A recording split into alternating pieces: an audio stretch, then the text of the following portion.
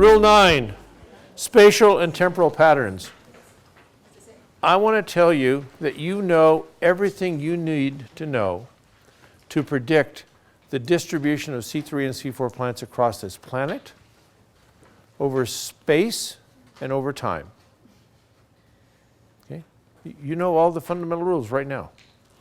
So we're simply going to apply those rules and see what we might learn in the way of ecology.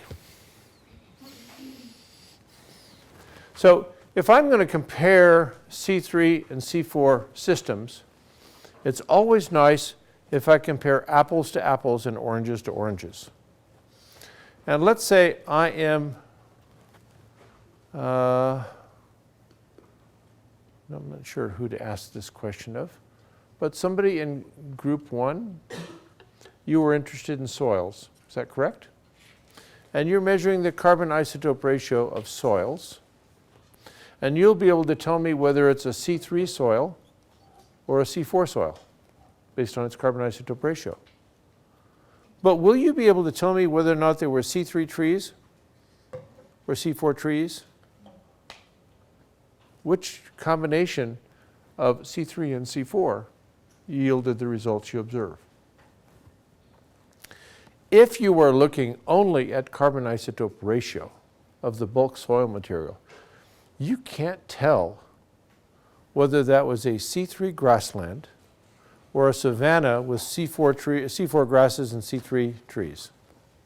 You can't tell. You need something else. You need a biomarker.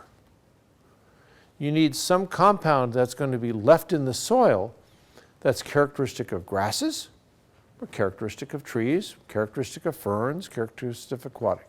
You need something else. So I put this up because that's a C3 to C4 transition, and that's a C3 to C4 transition. Okay? And I can actually get the top graphic by sampling in the summer versus sampling in the winter. So one needs to be a little careful. And you need to be careful when you begin to think about okay, I'm taking a grassland or a system and I'm converting it. And so I'm going to show you things from my favorite part of the world for this, and that's Brazil. So here I am in the area around Santarém, so we're in the middle, and I am looking at a forest that's been converted to a corn pasture. C4, soil background was C3. Another example is I've taken the trees, removed them, and I plant an African grass, or I plant a native grass. In all cases, I'm allowing a C4 vegetation to come in. And that C4 vegetation is what I want to do in terms of management, because C4 plants don't have photorespiration, and they photosynthesize in general faster than C3. So if I'm interested in rapid productivity, I will typically put in a C4 grassland. Okay? So you don't know what sort of grassland it was unless you have a biomarker, something that's characteristic of the species that was present. And you'll hear Kate Freeman talk about potential markers. There is a law in Brazil that when you clear the forest, you have to leave one tree. Can our Brazilian colleagues tell us what tree that is? Can anybody tell me that tree? I like peanuts. Sean likes cashews. Others of us like Brazil nuts. It is illegal to cut down the Brazil nut tree. So, what sort of gradients do we find? This is from the late 70s to early 80s. What we find is that there are gradients in the abundances of C3 and C4 grasses, C3 and C4 dicots, and cam plants. And the gradients all move in a single direction. This is North American data only. And the direction they move is that in the warmer places, there's a higher probability of finding a C4 plant. In coldest places, there's a low probability of finding a C4 plant. So we have gradients that are related to temperature. And they're related to temperature during the growing season. So there's something about temperature, and I'll give you a hint at what I think that is. I think it has to do with the sensitivity of photorespiration to temperature. If I'm interested in doing very broad generalities, I might be able to say I've got 70 to 100% C4, 50-50, 0 to 50. And you see these broad sweeping gradients. So that across the Great Plains of North America, we'll find an abundance of C4 plants in the south, but by the time we get to the Great Plains in Alberta, we have virtually no C4 plants. The same would be true in the opposite direction if I go into the Sahel in Africa, or if I go into Patagonia in Argentina. So we have these sweeping gradients of C3 to C4 that correlate very nicely with temperature. That's a broad geographic pattern. And now I'm going to tell you the physiological basis for that. This is a molecular explanation that after 40 years is still being attacked, but has never been successfully rejected. And that is the suggestion that the photorespiration rate changes with temperature. And one way to measure that photorespiration rate is to measure the efficiency of light use. Not getting down to the Koch effect, but the general efficiency of light use. And so that's going to be expressed in terms of how many moles of CO2 are fixed per mole of photon. Okay? Slope of the light versus CO2 curve. And if you do that observation for C4 plants, this is like boring. There's some phylogenetic variation, but it's essentially one value. It's temperature insensitive. But of course, CO2 concentrations are pretty high around RB carboxylase. You wouldn't expect any variation. But what happens when I look at a C3 plant? I see that there's variation. I see that as temperature increases, the efficiency of a C3 plant goes down. Okay?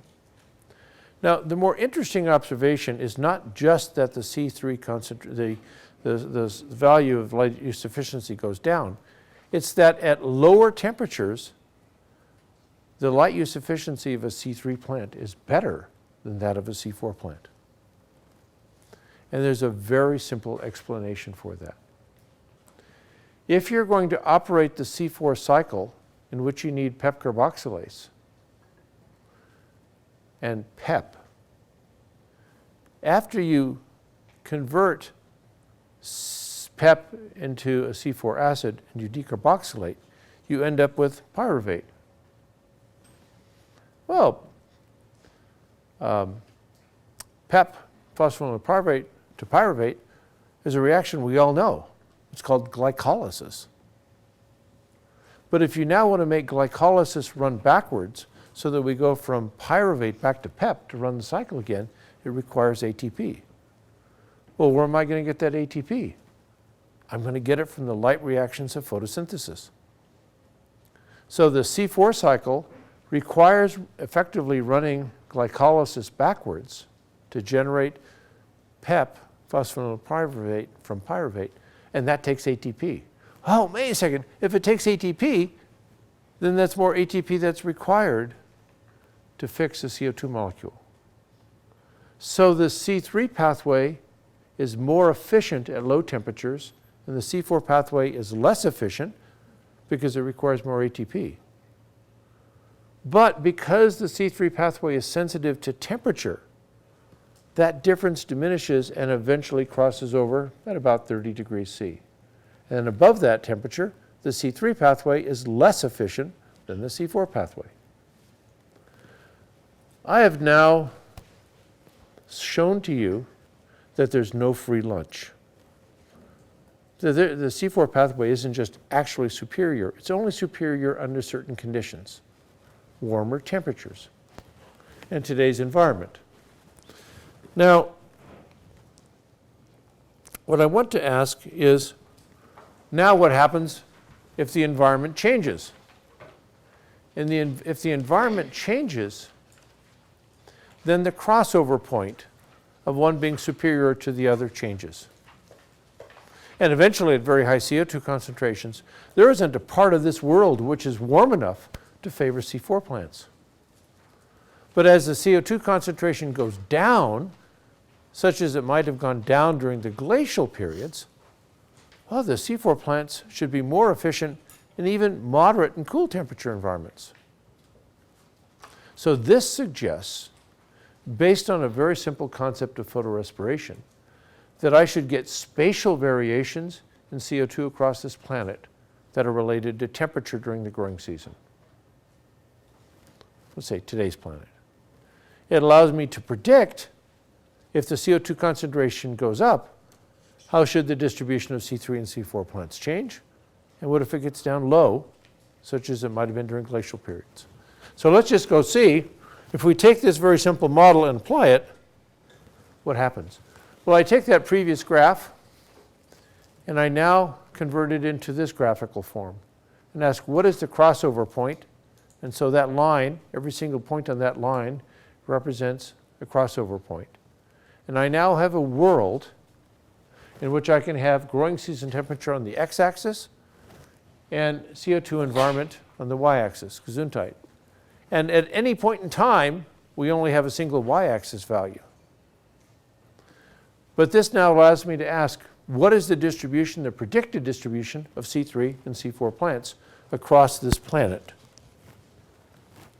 So the first thing I'm going to do is what Larry Teason used to do with his kids at Augustana College in the 80s. And he would take the kids out of South Dakota.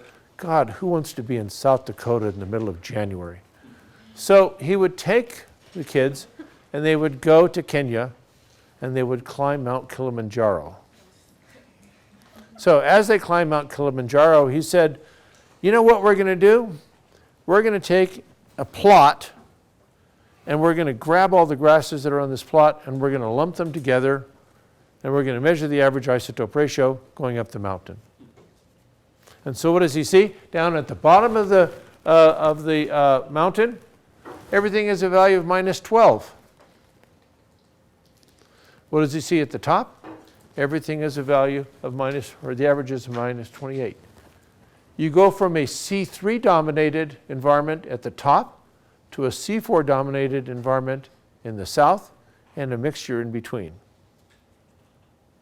The line is the relationship predicted based on this light use efficiency model. NTS, not too shabby. Okay. So the model is consistent with the observations. Now this study was done in 1980. I'm going to give a lucky person here a chance to go repeat that observation right now. But I need to have you do a thought experiment. What will the relationship look like now?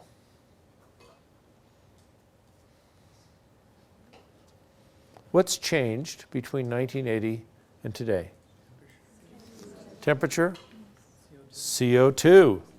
We've gone from a world of 320 ppm to a world of 410 ppm. What do you think we would find if we climbed to Kilimanjaro today?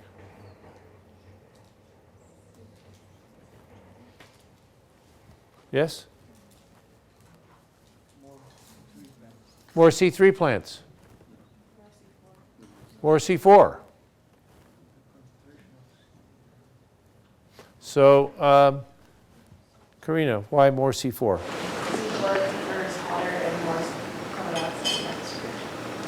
Okay, why more C3, Jeremy? Because higher concentrations of carbon dioxide.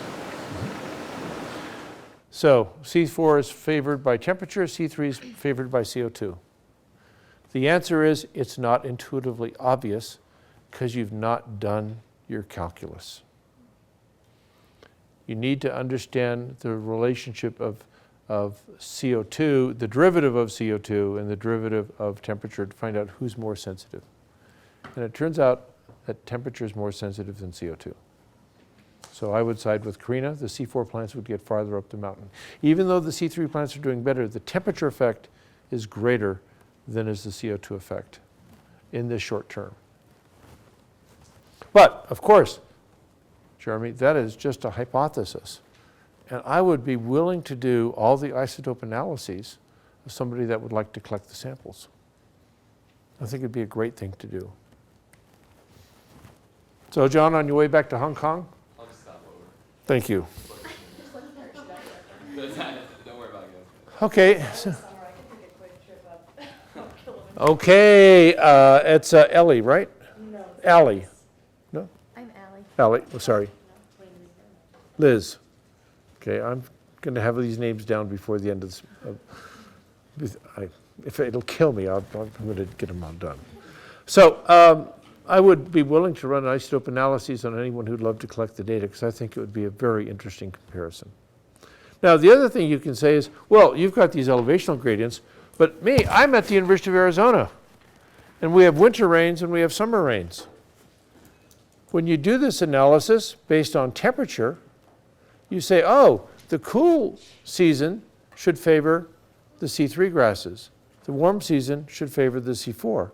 So I predict you have C3 plants in the winter and C4 plants in the summer. And in fact, that goes to explain an observation that Forrest Shreve made 100 years ago, when they were looking at the species that are present in the deserts. What he found was that there are a lot of plants in the winter and a lot of plants in the summer, but there was no overlap in the species distribution. You had summer active plants and winter active plants. He didn't understand why, but there were very clear patterns. And now if you look at it, you say C3, C3, C3, C3, C4, C4, C4, C4. Now how do I know it? Because the folks at the University of Arizona went into the herbarium and they flicked off a little piece of leaf material and put it into the mass spectrometer and created these tables. So you have very distinct floras in winter versus summer. Now, I actually put the wrong graphic up there. I thought I was explaining the Tucson data. I'm actually explaining the Great Plains data. But the same pattern occurs. Warm season to cold season. So when I predicted this model as a graduate student in 1978, there were two challenges to the data, one by my good friend Larry Teason, and the other by a graduate student at Colorado State. And they said, if that's true, I'm going to go to a lot of the USDA data that are available now. And Larry Teason said, I have clipping data that the USDA collects in their natural grasslands. He said, aha, turns out the crossover point is not 45 degrees. The crossover point is 43 degrees. Epstein said, I'm not going to look at clippings, I'm going to look at the carbon isotope ratios of the soil. He said, it is not 45 degrees, it's 44 degrees as a crossover. My response to that is, how many of you can take a very simple explanation, such as photorespiration, and scale it to these dimensions? Very few times do we have in plant biology or animal biology the ramifications of a small difference in biochemistry for broad scales. So I'd say 43, 45 NTS, not too shabby. But I would say, moreover, that this crosses over into a field that you as animal biologists need to pay attention to. Because it turns out that we have insects that prefer to eat C3 plants.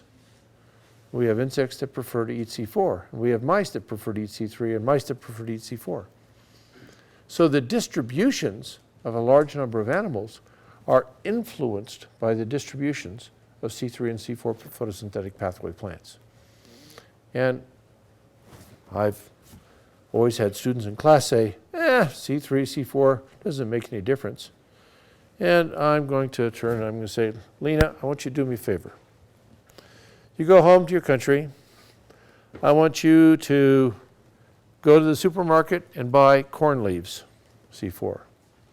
I want you to go home and buy spinach leaves, C3. And you and your partner are going to cook a meal. And one of you is going to eat corn leaves. And one of you is going to eat spinach leaves. And I'm going to ask you, who's going to get the more nutrition out of the meal? Do you guys know the answer? Spinach. And the reason is that you have the teeth that allow you to grind up a spinach leaf and extract the protein. You don't have the teeth that allow you to do the grinding to get the protein out of the C4.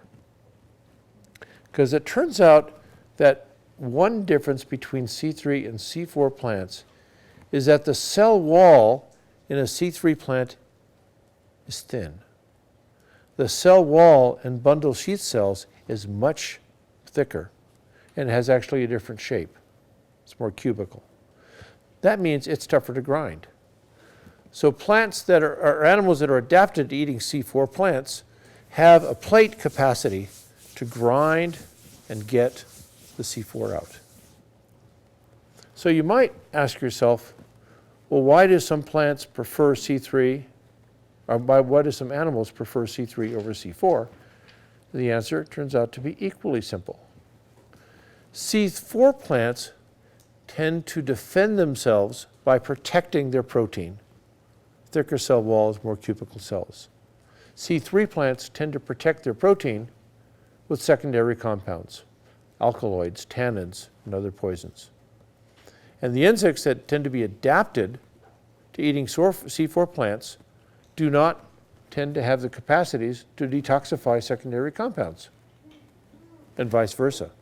So you have this trade-off leading to specialization of animals eating C3 and C4. There are, of course, some animals that have the capacity to eat both. But you'll find when you begin to look at insects, and when you hear tourists talk, you start to look at mammals, that there's a preference for a C3 or C4. Very few animals actually eat both. Okay, and so of course this is the Tucson example that I meant to say, where you have winter active C3 and summer active C4. So if we want to study this and look at history, we need to look at the hockey stick. Okay, so the hockey stick is a reconstruction of CO2 concentrations over time based on the coring at Vostok. I'm only going back 400,000 years, but of course you know now we can go back 860,000 years. And what you're looking at here is the CO2 that was trapped in ice. And so we're looking at a history of the CO2 on our planet during glacial periods, when it gets down to about 180, and interglacial, when it used to get up to 280. And now today, beginning with the Industrial Revolution and accelerating after World War II, we're now at a CO2 concentration of about 408.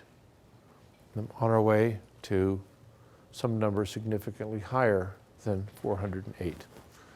So the question we might want to ask is, well, can I use this to predict something about the future distributions and the prior distributions of C3 and C4 plants? And of course the answer is yes. We know what the temperature axis will look like on the y-axis, or the x-axis, and CO2 on the y-axis represents time. So we have glacial periods, the lowest bar, today, the middle bar, and sometime in the future, the higher bar. And what you see in this graphic is a very simple prediction. The part of the planet, temperature-wise, which is amenable to C4 plants being favored, is largest during the glacial periods, when CO2 concentration is lowest and photorespiration in C3 plants is highest. But we will cross a threshold which, by natural selection, C4 plants will no longer be favored. And that threshold is likely to be passed in the next century. Does this mean we won't have C4 plants? No, because you and I are going to want to live off corn as long as we can. But it has implications for grazing animals, whether they are insects or mammals. For those organisms that have co-evolved over the last 2 million years with plants in a low CO2 environment, their environment's going to disappear. very interesting because there's no way to preserve them unless you keep the CO2 concentration down low or you intentionally try to cultivate C4 plants in the wild. Questions? Lena. I'm confused about the temperature CO2 effect because you say that the temperature will have a higher effect. That is the other thing here. Because I think that during the glycine, when it was warmer, you have more C3 over C4, but when you start glacial periods, because you drop the CO2, C4 expands. So when what- the temperature Yeah. goes down. So what? Yes. So both of these are taking place. What you need to do is, and I don't have the graphics up to show you, and I think I'm right, but you need to ask, what is the sensitivity of photosynthesis to a change in temperature? What is the sensitivity of photorespiration to a change in temperature relative to a change in CO2? And I had that one graphic, which I had temperature and CO2 and the ratio of photosynthesis to photorespiration. It all depends on where you are in that slope curve as to whether or not they'll be one more sensitive or less sensitive. The point is that these things are very closely tied to each other, but I do believe that the temperature effect is greater than the CO2 effect. I'd have to go back to my original notes. Okay. Yes. At the beginning, you show a map of work, and there were no C4 plants in Europe, although the altitude is pretty similar to the Great Plains. Why is that? Europe is cold. Okay. Historically, Europe is cold. So, yeah, the equivalent latitude, it's much warmer in central North America than it is in most of Europe. And there are few C4 plants in Europe. There are a few C4, yeah. So this is not meant to say you won't find any, because there are always one or two species that have crept all the way north. It's meant to suggest general patterns. And these general patterns, Turi's going to come back and talk about on Friday, because he's going to say, well, I can use teeth and I can use hair as recorders of the environment. Let's go see what's happened over the last 20 million years. So this is not meant to say, oh no, there's never been a C4 plant in Alberta, but it's just not a large part of the flora.